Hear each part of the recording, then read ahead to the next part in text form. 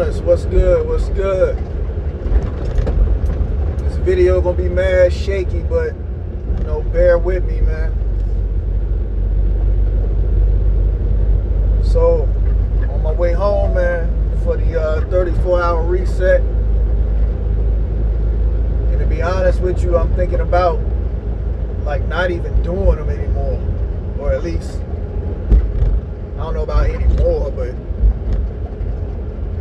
staying out on the weekends and running there too, because you know if I can get my company to start tossing me more miles, good loads on the weekends, yeah, I'll stay out and go get that bag. You know, I just don't want to be out on the weekend and run some little bitty load. But had to come back and check in, man. Had to come back and check in, you know what I mean? Almost had another crazy run-in with DOT at a rest stop. Yo, y'all saw the video before this one where the slack adjusted push rod came apart on the trailer that I had. It's crazy, like right after I uploaded that video, you know, breakdown came out and hooked me right on up, got me back running. So that was cool. I was able to get back to making my dough real quick. But yo, it's just a crazy week, man. Running did pretty good. I'm hoping the next week will be another $1,000 check. We'll see. I don't want to jump the gun. As soon as I get to the crib, I'm gonna tally up all my miles. This is something I hadn't been doing in the previous week, so I'm gonna go back and you know, calculate everything retro style, make sure I got paid for all my loads. Should have been doing that from day one.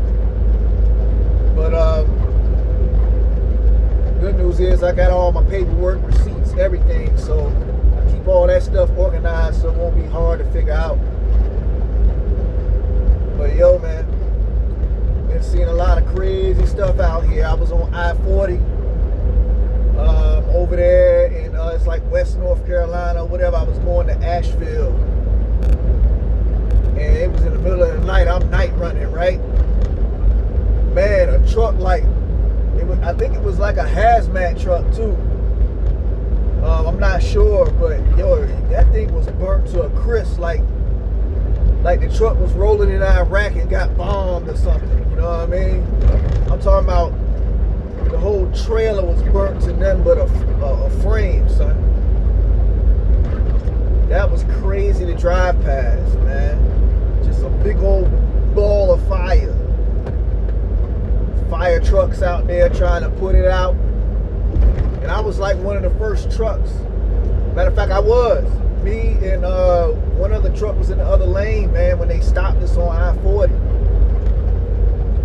Yo, that was crazy to see. You know what I'm saying?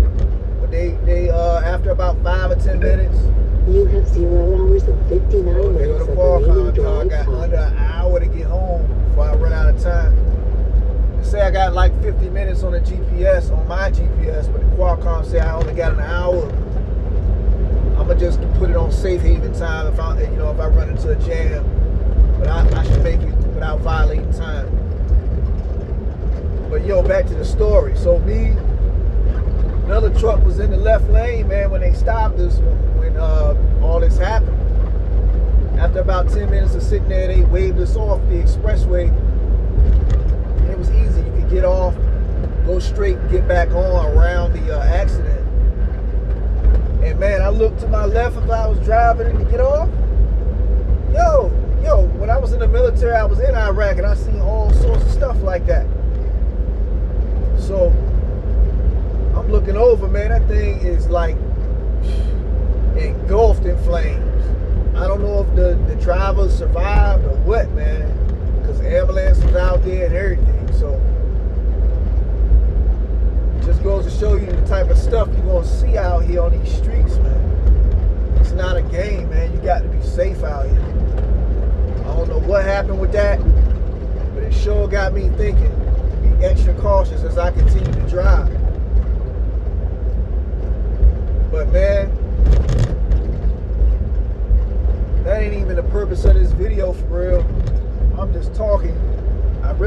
to talk about some other things, like for all the newbies that's thinking about coming out here, man. Like, what have you done your plan, man? Can you afford to even be out here? Because yes, it costs money to be out here, son. Like, you know, are you factoring in everything you gotta buy? You know, the time out of maybe your current job, you're gonna have to sacrifice to get your CDL.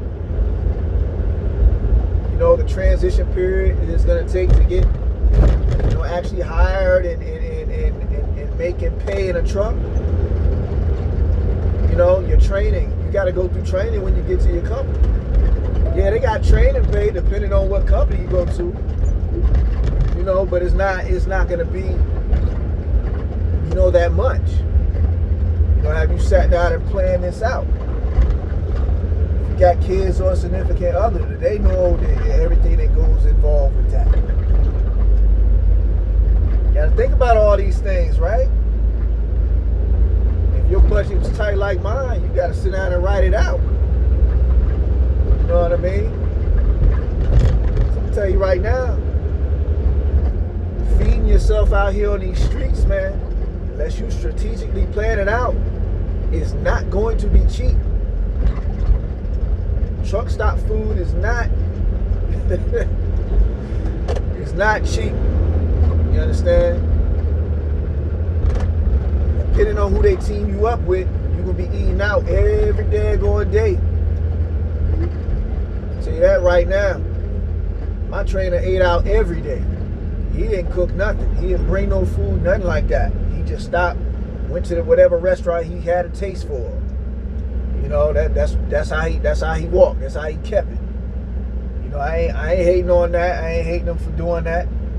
But that just ain't my style, you know what I mean? I'm more of a homebody, you know, I like to make my own food, you dig? It's way cheaper. You know what I'm saying? Way healthier too. But you know, so sit down and calculate these things out, you know what I mean? It's gonna save you so much in the long run, money-wise, to set yourself up for success. Because you know, you got people out here talking about they went to CDL school and, you know, they got with Prime or whatever, it was making $1,300 a week right out the gate. And yeah, it's I'm sure it's cats doing that with Prime, you know what I'm saying? But don't expect to make $1,300, man, a week right out of CDL school. I'm gonna tell you that right now. There's dues to be paid out here. I don't know how else to say that shit, man. It's dues to be paid out here. Yeah. You might have to make chump change for a minute to get to the real bag you want to get to. You know what I'm saying? And I'm going to keep it real. My first month with Western, man, my checks was straight whack. You know what I'm saying?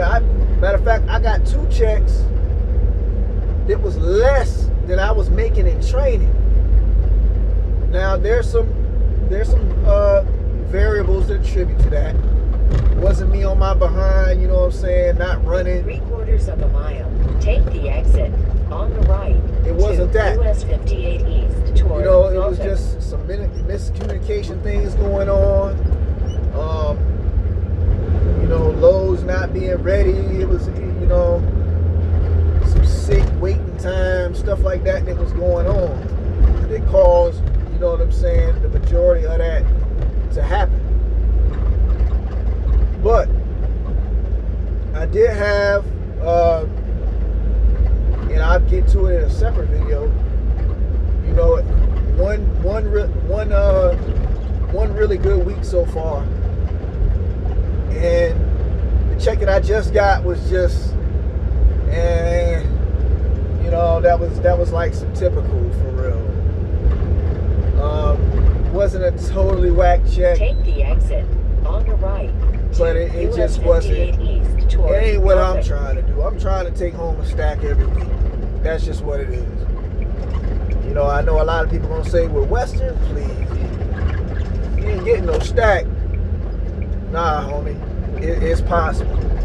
It's possible. I know I already brought home a stack, and I see that it's possible.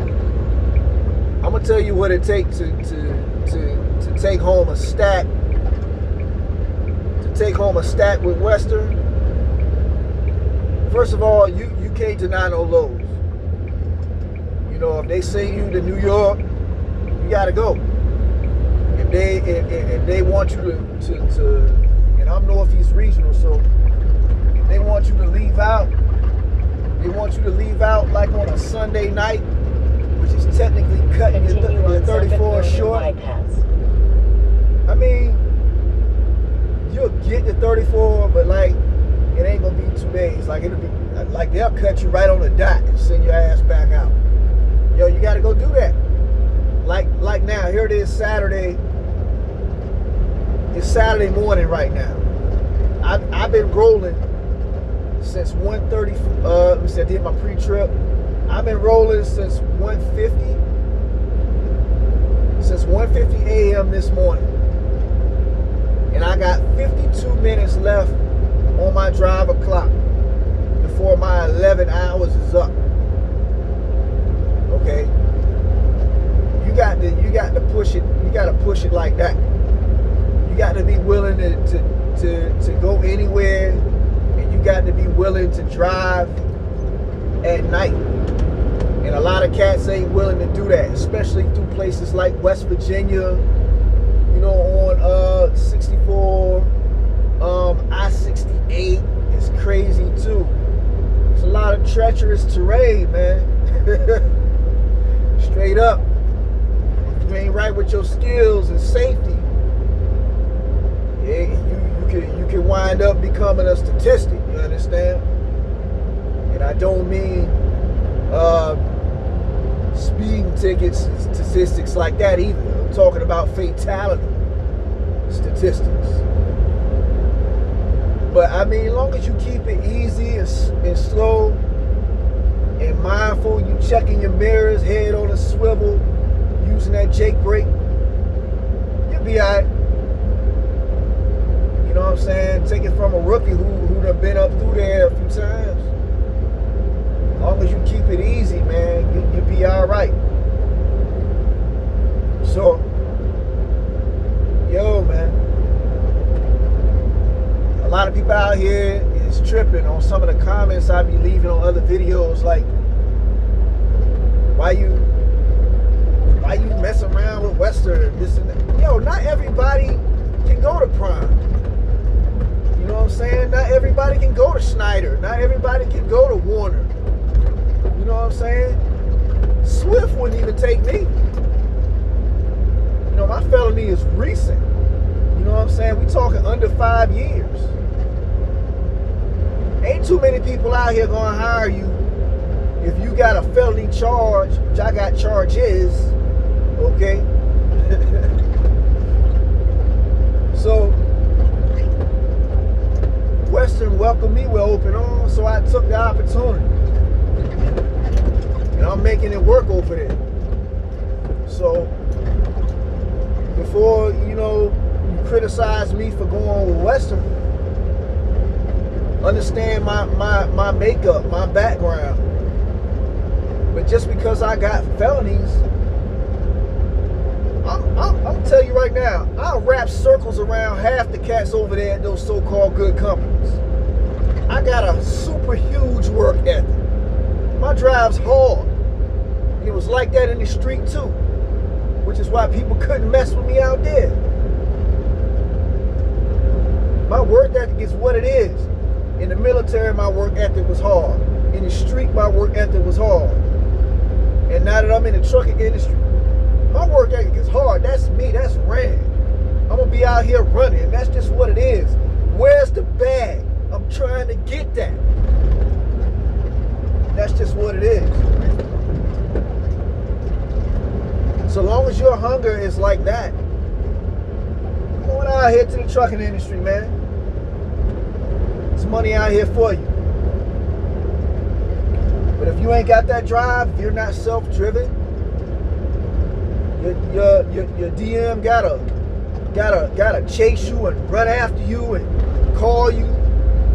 Don't even waste your time coming out here, man. Go find you one of them jobs where you gotta swipe your time badge. You gotta commute to work every day, report to a boss. You know what I'm saying? That's the type of job you need. But listen, man, you're gonna continue to see all these crazy videos about Western, and they got their issues just like any other company. I'm gonna tell you right now, if you one of them with the hunger and gonna run,